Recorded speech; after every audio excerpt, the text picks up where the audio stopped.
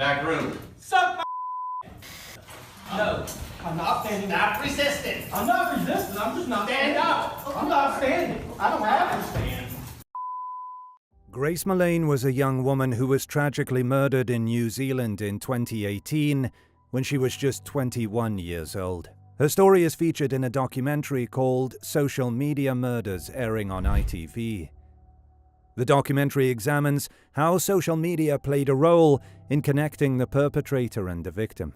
But let's get on with our video today.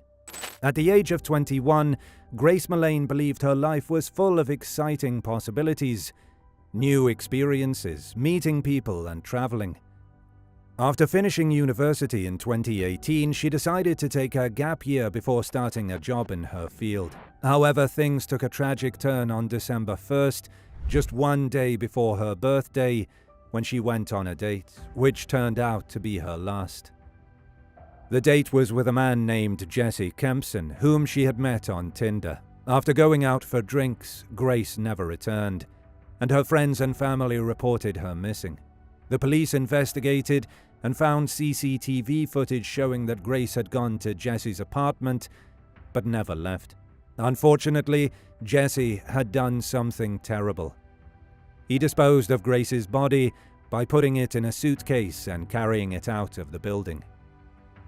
This story is not about the dangers of women traveling alone or meeting strangers on Tinder. Instead, it's about the tragic actions of a disturbed individual who cut short a young woman's life far too early. That's the real danger in this story, the harm caused by this sick person. In Essex, United Kingdom on December 2nd, 1996, Grace Millane was born, a happy go-getter young woman. She attended Lincoln University and earned a degree in advertising and marketing. Like many other graduates, she chose to take a gap year before starting a job and used the time to travel the world. She was thrilled about exploring new countries, meeting new people, and making the most of this unique adventure. Her backpacking journey began in Peru, where she shared her experiences on social media. After spending 6 weeks in South America and meeting many people, Grace continued her trip to New Zealand, planning to stay there for 2 weeks. On November 30th, 2018, she arrived in Auckland. Since she didn't know anyone in town, she decided to use Tinder to find someone to go out for drinks with.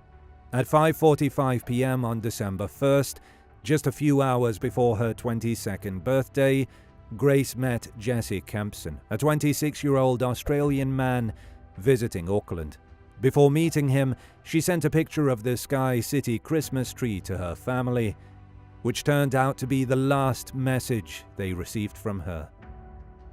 The interesting aspect of this case is the significant amount of CCTV footage available, allowing us to closely track Grace and Jesse's date. The footage helps create a detailed timeline of Grace's last hours before her tragic fate.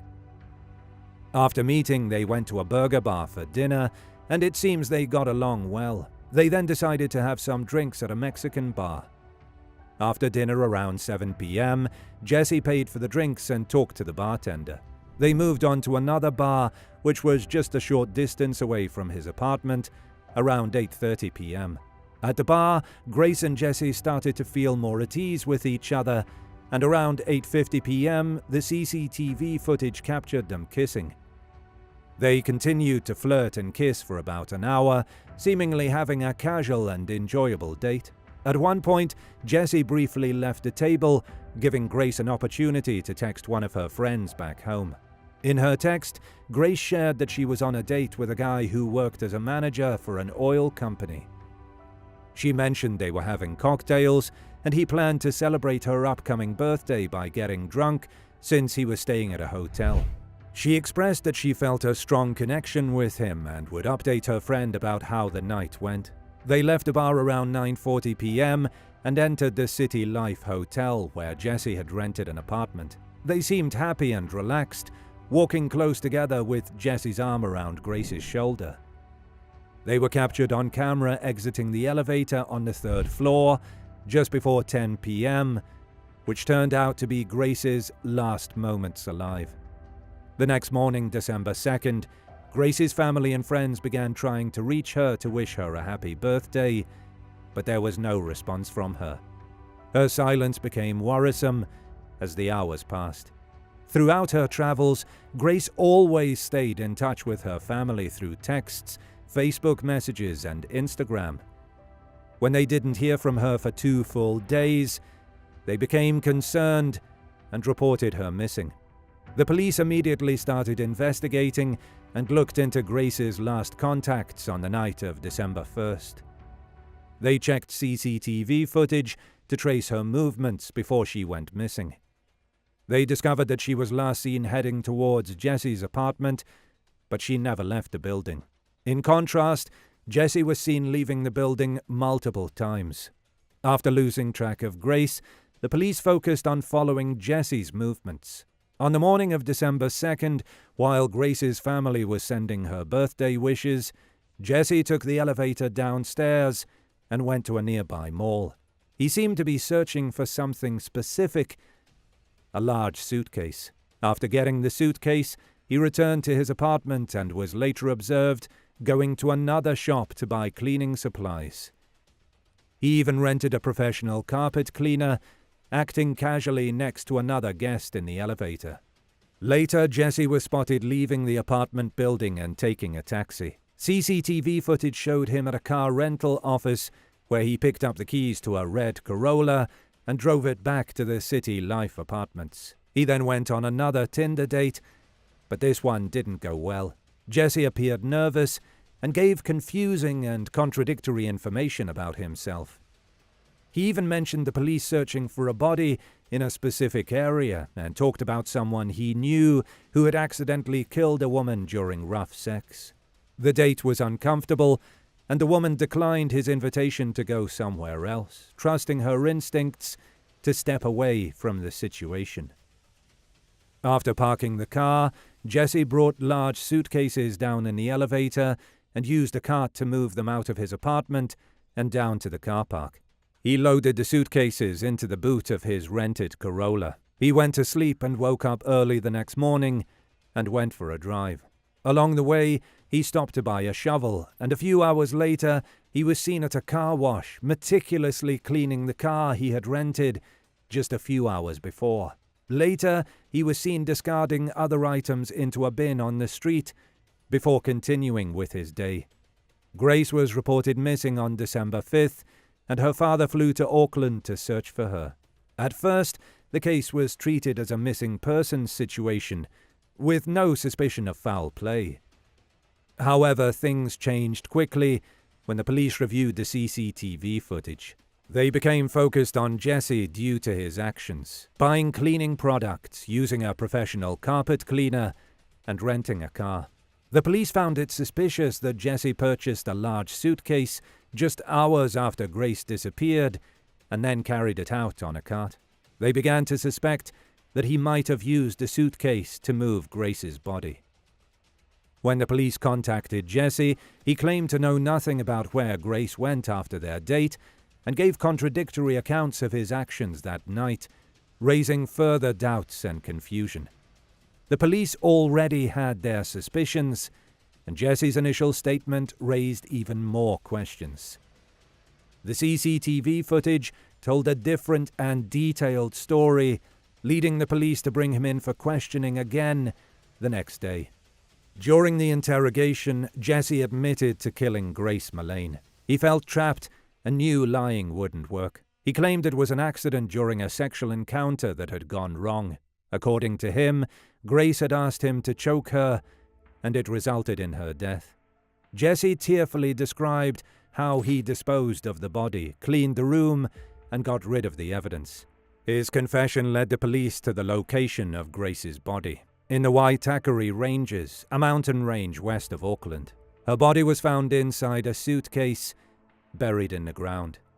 For the first 2 years of the case, Jesse Kempson's name was not revealed in the New Zealand media due to legal name suppression rules. However, media from other countries chose to publish his name once it was confirmed that he was Grace Millane's killer. Because of this, his face is often blurred out in the footage. The name suppression has now been lifted, and Jesse Kempson's identity is well known. His trial began in November 2019 after he pleaded not guilty, claiming it was an accident and that he didn't intend to kill Grace. However, the CCTV footage showed his cold and calculated actions, disposing of her body cruelly and trying to cover his tracks afterward. His internet search history played a significant role in the evidence against him. Just minutes after Grace's presumed death, Jesse searched for Hottest Fire and Waitakere Ranges, the place where Grace's body was later found. This suggested that he was already planning how to dispose of her remains. Shortly after Grace's presumed death, Jesse went to a porn website and watched videos. He also searched for the car rental company he would use the next day. Disturbingly, several intimate photographs of Grace's lifeless body were found on his phone. There were 7 photos taken from different angles, indicating that he had manipulated her body to get the shots he wanted. The next morning, while Jesse was shopping for the suitcase and cleaning supplies, he was texting the woman he would go on a date with that evening. Throughout all this, Grace's lifeless body was still in apartment 308. Investigators found a large blood stain on the apartment floor next to the bed, and there were bloody footprints near the stain. The room had been recently cleaned. The autopsy revealed that Grace had bruises on her arms, torso, and neck, indicating she had been held down and choked. Other witnesses who had dated Jesse in the past testified that he was interested in bondage and rough encounters. Furthermore, it was later discovered that Jesse had previous charges for rape, sexual assault, threats, and other violent acts. The defense tried to stick to the story that it was a sexual game gone wrong because Grace had no defensive wounds on her. However, it was revealed that Grace had been drinking heavily throughout the evening and her blood alcohol level was high. This level of intoxication could have made it difficult for her to defend herself or even lose consciousness quickly. Jesse likely knew this, which may have influenced his actions. After a 3-week trial and 5 hours of deliberation, the jury found Jesse Kempson guilty of Grace Millane's murder. He received a life sentence with no chance of parole for at least 17 years. He attempted to appeal his sentence twice, but both appeals were dismissed. Currently, he is serving his sentence at a high-security prison in Auckland. What are your thoughts on this? Let us know in the comments below.